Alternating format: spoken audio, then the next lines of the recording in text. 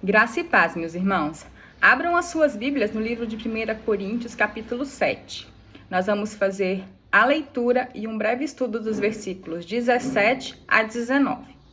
Versículo 17. Ande cada um segundo o Senhor lhe tem distribuído, cada um conforme Deus o tem chamado. É assim que ordeno em todas as igrejas. Foi alguém chamado estando circunciso?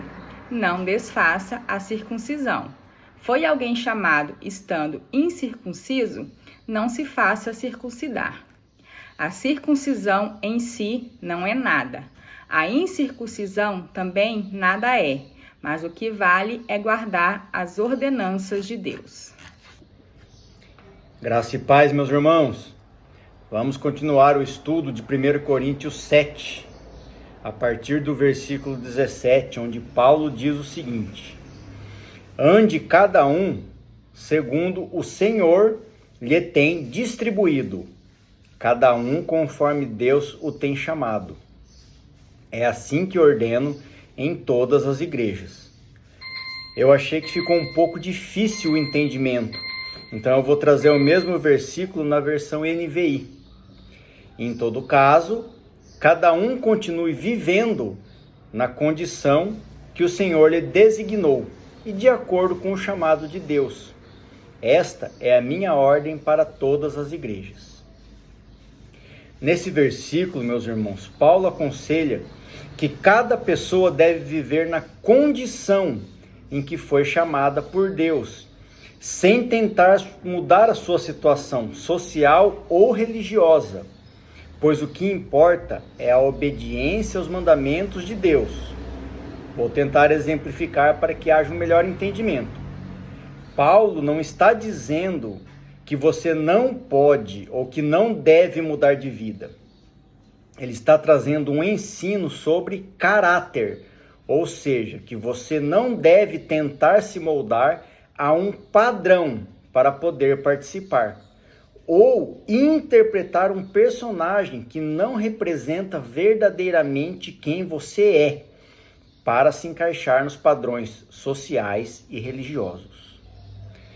Se Deus, por sua imensa bondade, sabedoria e amor, resolveu te chamar, é porque quer te usar com todos os seus defeitos e fraquezas, para a honra e glória dele e não sua. Então você está dizendo que venha e permaneça como está? Não, meus irmãos. Lembra que o verdadeiro cristão deve nascer de novo, se converter, se arrepender? Então, a mudança que importa não é a exterior, que todos podem ver com os olhos, mas a interior, pois Deus julga cada um de acordo com o seu coração. Se trata de quem você é e não de quem você parece ser. No versículo 18.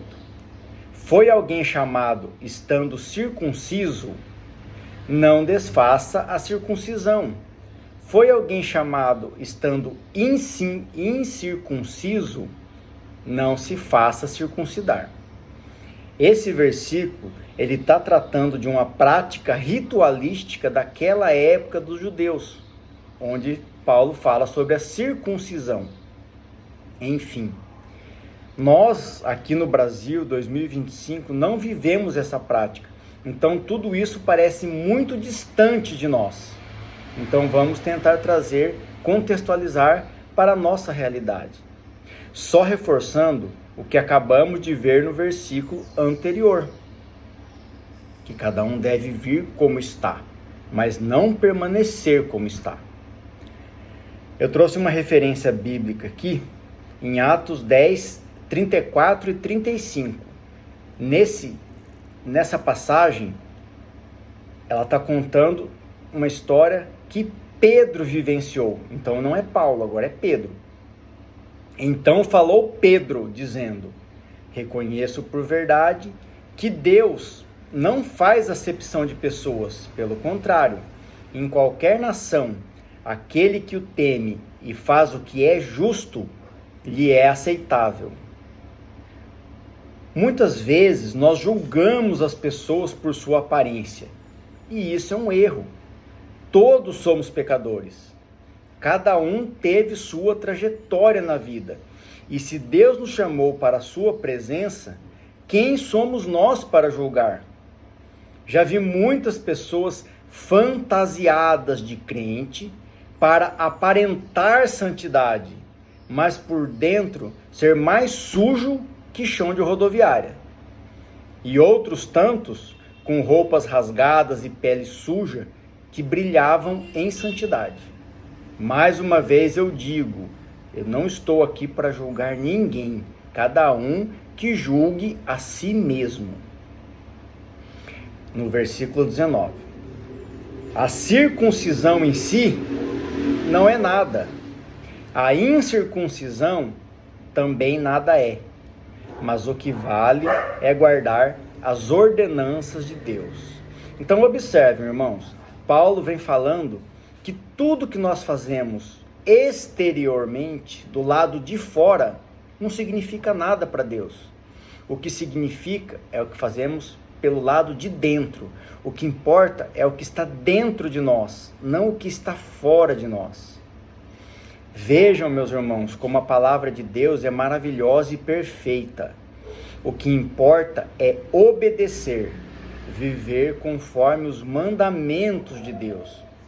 Vemos em muitas instituições religiosas a famosa teologia da prosperidade.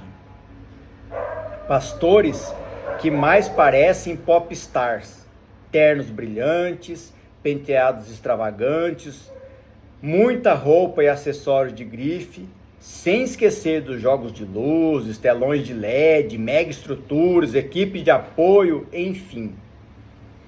Fazendo pregações sobre Deus nos criou para viver o melhor desta terra. E isso é verdade, está na Bíblia, lá no livro do profeta Isaías, capítulo 1, versículo 19. O que muitos pregadores se esquecem de comentar, ou distorcem a palavra na cara dura mesmo, é que antes do versículo 19 vem o versículo 18. E após o 19 vem o versículo 20. Ou seja, temos que analisar o contexto, meus irmãos. Eu trouxe aqui para vocês essa passagem que está lá em Isaías 1, de 18 a 20, para que haja um entendimento. Versículo 18. Vinde, pois, e arrazoemos, diz o Senhor. Ainda que vossos pecados sejam como a escarlata, eles se tornarão brancos como a neve. Ainda que sejam vermelhos como o carmesim, se tornarão como a lã. Versículo 19. Se quiserdes e me ouvirdes, comereis o melhor desta terra. Versículo 20. Mas, se recusardes e fordes rebeldes, sereis devorados à espada, porque a boca do Senhor o disse. Aqui é Deus trazendo para nós um mandamento. Obedeçam os meus mandamentos, que vocês serão abençoados. Caso vocês não obedeçam, vocês pagarão o preço da desobediência. Lembrando, meus irmãos, que a obediência que nós devemos é a Deus e não a todo e qualquer líder religioso que se intitula ungido do Senhor. Muito cuidado com os falsos mestres. Leia a Bíblia, conheça a verdade, e essa verdade que vai te libertar. Meus irmãos, para concluirmos esse trecho de estudo, quero convidá-los a refletir. Não sei se vocês já observaram, mas todos os estudos que já expusemos aqui no canal, iniciamos cumprimentando os irmãos com a graça e a paz. E em seguida, orientamos da seguinte forma: abram as suas Bíblias e aí está lá a passagem, o livro, capítulo, versículo que nós vamos estudar. Vamos fazer a leitura e um breve estudo. Nós estamos fazendo um estudo em ordem cronológica, versículo a versículo, sem pular nenhum. Tenho observado em nossas visitas às igrejas, a maioria segue um protocolo teológico de citar alguns versículos como base para a pregação. Até aí tudo bem, é um protocolo padrão e muito válido. Porém, na maioria das vezes, a pregação não segue essa referência. Os rumos da pregação se perdem e acabam viajando por terrenos desconhecidos e obscuros, fazendo citações isoladas e fora de contexto e induzindo os crentes a dar glória a Deus. Quando eu digo induzindo o crente a dar glória a Deus, não é porque nós estamos glorificando verdadeiramente o nome de Deus, mas é porque os pastores popstar querem ver a reação da plateia, os gritos, a exaltação. E se a plateia não reage, eles insistem.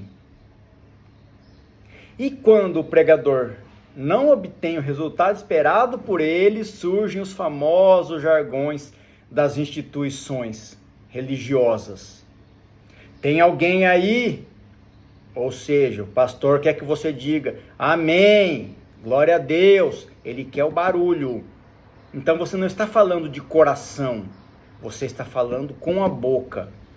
Você não está glorificando o nome de Deus, você está glorificando o pastor. Às vezes ele fala, quem está comigo? Não, eu acho que vocês não entenderam, eu vou falar de novo. Ou seja, ele tem os jargões preparados, aonde ele quer que a igreja fique fazendo barulho para demonstrar uma santidade a qual não está presente naquele momento. Uma espiritualidade que não está aflorada. Isso é placebo, é mentira, é fingimento. Agora você vai pegar a chave. Que chave? Do que você está falando? Não sei se vocês já passaram por essa experiência. Eu já tive a oportunidade, infelizmente, de várias instituições que eu acabei visitando, passar por pregações nesse formato. Não é um culto a Deus, é um culto ao homem. É muito triste. São apenas interjeições de impacto para obter a reação esperada da plateia. Ou seja, o pastor que está ali conduzindo as ovelhas é simplesmente um popstar em um show, e a sua plateia tem que reagir de acordo com a vontade dele. Deus é deixado de lado. Triste essa realidade em muitas instituições religiosas, meus irmãos. É muito triste. Como nós visitamos muitas igrejas constantemente, nós temos uma constatação dessa realidade.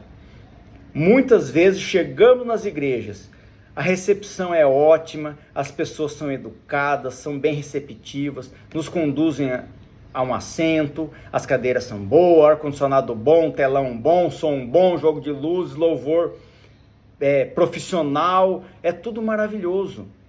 Até a hora que o pastor, que o pregador começa a falar a palavra de Deus. É aí que o teto desaba. Mas muitas pessoas estão emocionadas com aquele momento, com tudo que aconteceu até ali, com o enlace que foi jogado, que a palavra de Deus é o que menos importa. E isso é muito triste. Por isso, meus irmãos, conhecereis a verdade, e a verdade vos libertará. Se você não sabe o que está escrito na Bíblia, qualquer coisa que o pastor falar e insistir, você vai dizer glória a Deus. Não se deixe enganar. Eu vou trazer aqui uma referência bíblica, que inclusive eu citei no último domingo, depois que eu saí do culto, que é Oséias 4:6, que diz o seguinte: o meu povo está sendo destruído, porque lhe falta o conhecimento. Porque tu, sacerdote, rejeitaste o conhecimento, também eu te rejeitarei, para que não sejas sacerdote diante de mim, visto que te esqueceste da lei do teu Deus. também eu me esquecerei de teus filhos. Esses filhos somos nós, meus irmãos. Conhecereis a verdade. Leia a Bíblia. Você deve sim estar em comunhão, você deve sim participar de cultos, de missas, mas a verdade não está no que eu estou falando, a verdade não está no que o pastor está falando, no que o padre está falando. Leia a Bíblia. Que tudo seja feito para a honra e glória do nosso Senhor Jesus Cristo. Amém.